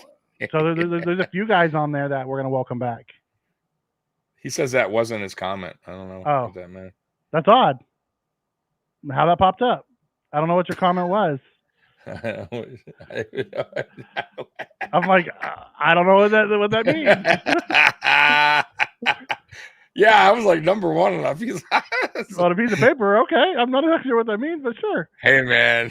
It's on Channel 4 locally, not Channel 7, like I said before. Got it. Thank you. All right, Tommy. We went through the position battles that we saw there. Mm-hmm. What are the positions that you want to see tomorrow? I think safety is number one. I think it should be on everyone's to watch list. How the safety position is played, how DeMar plays, right? If all the hype that we were hearing out of camp, him getting that number one role right as of now, I think that's something that you want to watch for. I'm excited to kind of see how him and Rapp, manage together. I would also say Keon Coleman. Like I can't wait to see him finally just in real game action, right? Not just training camp film. That I'm excited to see. Like just the new guys, because I already know Kincaid. Like I know what Kincaid's capable to do. You know what I mean? I'm excited to see Curtis Samuel. Like I'm excited to see the fresh faces of the Buffalo Bills and what they can do. I'm also I want to see what Kyrie Elam, all the hype that he's getting out of camp, how he handles himself in his first preseason game against the ones, because I'm sure they're going to rotate him. So there's a lot, like I said, there's a lot of guys, really young guys and guys that are really standing out in camp, like Tyrell Shavers. Like those are the guys I'm going to be looking forward to the most, because once again, we know what Josh Allen's capable of. We know what Dalton. We've seen him. We know what Dawson Knox can do. We know, what Ed Oliver can do. Like I want to see the new guys, the new faces, the young guys, the safety. Yes, I want to fighting see for that job. I want to see that D line play tomorrow. I kind of know what the first team's going to do. I want to see the second team D line and the third team D line, the guys who are really battling. Same with the offensive line. We know what is Vandermark getting better. What does Collins look like? What does SVPG look like? What does Garage look like? Did he take another step? Those are the guys that I'm looking at, that I want to see. How do they look? Alex Anderson, he's going to now be the next guy. So I think it's the interior play that I'm really looking forward to. And then I'm really excited to see Elam. They've been talking him up so much. I'm so excited to see Elam play. Yeah. Score prediction. Oh, geez. I don't know. It's we'll get the score in a second. Yeah, it's so tough. I just want to see Vaughn get a tackle. I know, right? Because you're going to do something. I'll be interested to see if Vaughn and Milano even play tomorrow. Yeah. I don't think Milano does. I don't either. Yeah, I don't think Milano does. Vaughn may. Vaughn may come in for like a series. You know what I mean? I could see him coming in. Roy, I hate you for even putting that in the ether. That would be. You know what? I would just go. I don't know what I would say. Tommy's gonna lose his shit and jump online. I wouldn't, because it's preseason, but I would be like, I would definitely do a video saying the Buffalo Bills have a bass problem. Right. 99-0 for Scott, since he's not here. Oh, thank you, Amy. We appreciate you putting Scott's in there. I think it's gonna be something. Preseason's so hard. It's I can see it being something like 17-13, or 14-10 or 17-14, one way or the other. Like preseason's so hard to predict. You never know. Exactly. You never know. I mean, look at the Lions the other day. They looked, they looked atrocious. Stop with the wide rights. I don't like that. He did that shit last year. Oh, I like this one, Beth. She's curious to see Caleb Williams. Absolutely. Who else I'm curious to see? Roma Doomsday. Because that was the guy that I wanted so badly that I knew we wouldn't get. I like that. 28-21 Bills. I don't know if it's going to be high scoring like that. I don't know if we're going to score that many touchdowns. I think we're going to see a lot of field goals. Because I also think that McDermott is going to call for field goals rather than go for it on some of the ones that he would normally go for in the season. Yeah. Unless Trubisky in that second, third unit really go off, like have a really unbelievable, game. I don't see that happening. Okay. So did you give us your score? I'll say 23-20 Bills. It's gonna be that's kind of high, to be honest with you. That's kind of high, yeah. Like today, today's Carolina won 17-3. The Giants won 14-3. Houston won 20-12. Miami won 20-13. Philly won 16-13. So they're not high scoring games. No, they're not. No, absolutely not. So we're gonna get But ready for the regular season. You're gonna give me your X factor for tomorrow. X factor. Mine's Ray Davis. X factor for tomorrow. Huh. Who's gonna be that guy that we're talking about? So who's gonna be the guy we were talking about after the game that was the man? Yeah, mine's Ray Davis. Yep, mine's Ray Davis. Do you think Ray Davis is going to be standing out tomorrow? I think Ray Davis stands out tomorrow. I think they're going to feed him a lot. That's a great question. But you're right, because I can see him getting a lot of carries, especially with Johnson being out. God, that's a great question. Okay, I'll say golly, Mike, you put me on a spot. X Factor. Yeah, gotta get ready for the season. Did I steal your guy? So I can go no, you didn't. I liked your, but I like your pick. All right, I'll throw a dark horse out there. I'll go Hamler because I think KJ. Yeah, I don't know if KJ's playing because he was banged up a little bit this week. Okay, so no Ham. So if Hamler's not playing, if Hamler doesn't play, who's your guy? God, because I'm trying to get like a dark horse, a guy. It's not a starter. I want to get like a guy that's gonna exactly. You know what? Fuck it. I'll go Davidson or Davidson. I'll go Shavers. I'll go Shavers. I'll go Shavers. Okay. I'll go Shavers because I think Joe Brady and I think McDermott are going to want to see if that carries over to the preseason. What he's doing in So maybe they use him. Maybe he's in there a little bit more.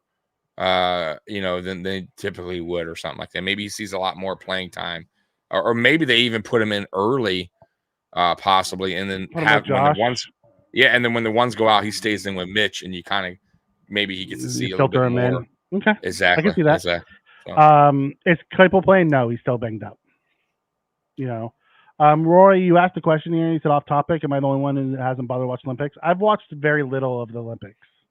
I watched the first weekend of it. There are some funny events, fun events. But the breakdancing, did you see? No, I didn't see the lady. So I didn't even notice, but they Pat McAfee and then we're making fun of some lady from Australia. She was so terrible, bro. Good one. That's a good one by Amy. Matt Collins is her take for X Factor. Ooh, and that's good. You're right. I can see that one. I like that one, Amy. That's a good one. That's a real good one. I haven't watched much. I've watched a little bit. I watched a little bit of like the gymnastics, and my daughter's really into that. But no, I just haven't really been in the Olympics this year. I've kind of followed it, but I haven't watched it. Yeah, just too much going on. I think it gets me. So I so many channels. I'm like, here's this and this and that. Like it's like I don't know what the frick. I watched some water polo or something. For me, I think the most exciting events are always like track and field and like gymnastics. Like I always thought that was pretty cool. Like the other events just don't kayaking. I don't know. It just doesn't do it for me. Wrestling's fun. There's some pretty cool wrestling matches, but other than that, nah. Yeah, that's awesome. DG's been watching it. USA, by the way, almost lost the other day against. They were down 7 a lot of times. No, but they were down 17 points to Serbia, and then they came back and won by like 2 or 3. France for the title. Well, they also won by 1 against like some terrible team. Like they haven't. I mean, I don't know. Team USA, the original Jordan and them. There are blowing teams out there. Here's the thing: Team USA, Jordan and them were playing against 3 NBA players around the world. I get it. Things have changed. Yeah, players have gotten better throughout the league. 62 NBA players in the I get it. No, I get it. And they're taking their superstar. I understand that, but I still think that team is the ultimate. Like I don't care. Like I still, if you compare, that team is the ultimate because it was the first. Like we were getting our butt kicked with the college players. We said, "Oh, you guys want to see what was our so pros look terrible. like? Fine, here you go." Yeah. But if you look at that team, like it was an old Magic Johnson, it was an old Larry Bird. Mike was in his prime. Like our best player on that team was Charles Barkley during the Olympics. He scored Yeah, the but most.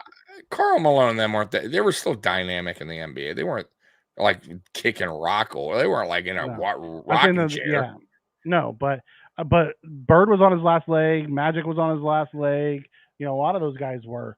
Mike and Charles and some of those guys carried that team. Yeah, I guess we had Scotty. He was young. Yeah. You know, so.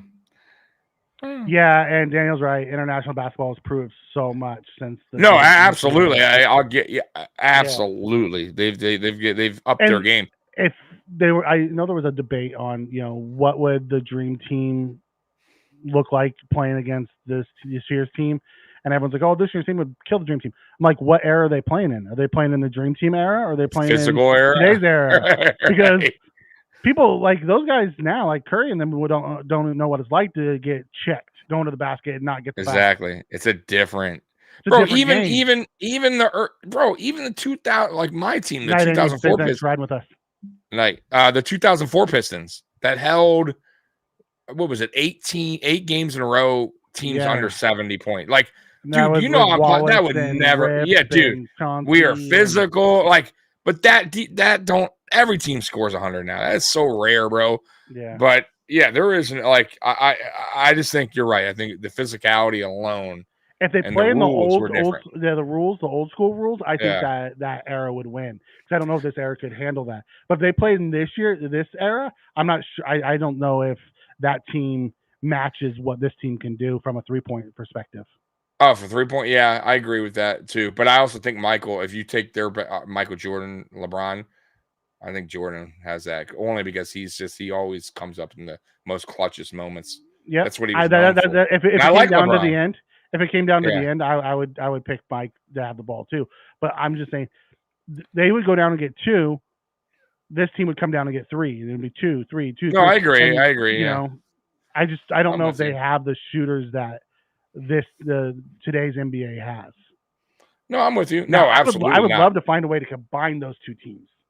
Yeah. No, I'm with you. Absolutely. They're shooting wise, you're right. Like Steph Curry would blow anyone out of the water from back in the days. As far as 3-point shooting, like where he's shooting from, like Reggie range. Was the man back then, and Steph, Steph was like the best shooter ever. Yeah, exactly. So, all right, well, we almost put 2 hours in tonight. Yeah, man, that is it, guys. That's a wrap. But Bills Mafia, we love you. We appreciate you guys coming on. Mikey, I'm torn on if I'm gonna go live tomorrow, because remember I was going to do like a live play-by-play or watch along. I just so much enjoy watching the game. No offense to you guys, I love you guys. Bobsledding. Bobsledding's awesome to watch. That thing is really awesome to watch. Yeah. So, anyways, we'll see if I go live tomorrow. That's my point. All right. Yeah. Let me know. I'll let you know. Yeah, I'll let you know. I'm randomly. I'm 50-50 on it. I have a hard time. I can't do that. I tried it once. Me too. I know. That's why I'm like, but you know, preseason. I know. Listen, maybe I do it for the third one. Yeah. You know what? Maybe I'll hop on with you and we'll watch the third one together, because that's the least playing.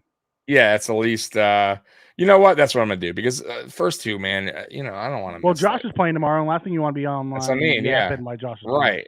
Exactly. And mind you, I got to watch on this tiny monitor instead of my 86-inch TV. Yeah. You know what? I'll go live with you for that third one. All right. So you know what, guys, in the chat, for anyone that's even interested, because Callie Blitz, who always gives us super chats, really nice guy. He's been begging me to do a live, like watch along, play by play, whatever, Buffalo Bills. So I kind of owe it to him. He's been a great subscriber. All y'all have been great. But so we'll do, if you're watching this, we're gonna go. Me and Mike will do game 3, preseason week 3. And we'll start setting up like our 53. We'll do a watch and all exactly. That stuff. We'll have fun with it. We'll just have a fun watch, because that's the least probably important game. You know how that goes. Honestly, we probably won't see very many guys. It's gonna be a bunch of backups. That's what I mean. It'll be third and fourth. Yeah. So I'll do it then. But anyways, So real quick, for all of y'all that don't know, me and Mikey are going to return Monday night.